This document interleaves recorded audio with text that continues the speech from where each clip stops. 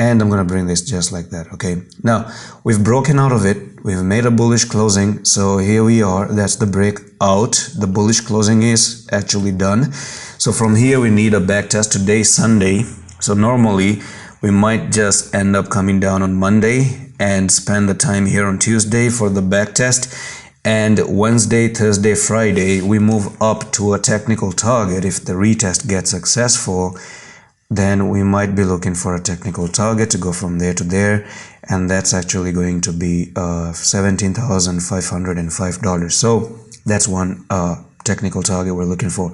Now bringing in the EMA, we can see that that's actually going to cross the 55 EMA. So who knows, are we actually trying to form a bottom or not?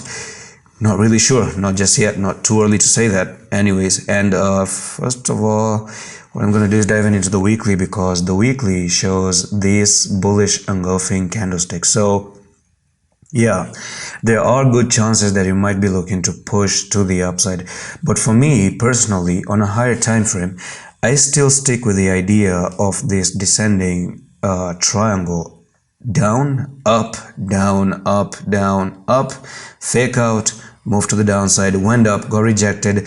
Who knows, you can actually make two tests. Right, you can even go back up to 18,000 once again and try to even make a fake out at 19,000, and then from there finally drop lower. So that's something you've got to keep attention. It's not a confirmed move that it's going to go to 19,000 anyways, but it's still something that can be a food of thought, or maybe just an idea to entertain as well. So let's see, we've broken out of this area, we can back test, and we can even potentially be looking for $17,400 in the next coming few days, potentially, if the backtest becomes successful. And that's pretty much it for this update on Bitcoin. I'm going to see you in the next one. Allah Hafiz.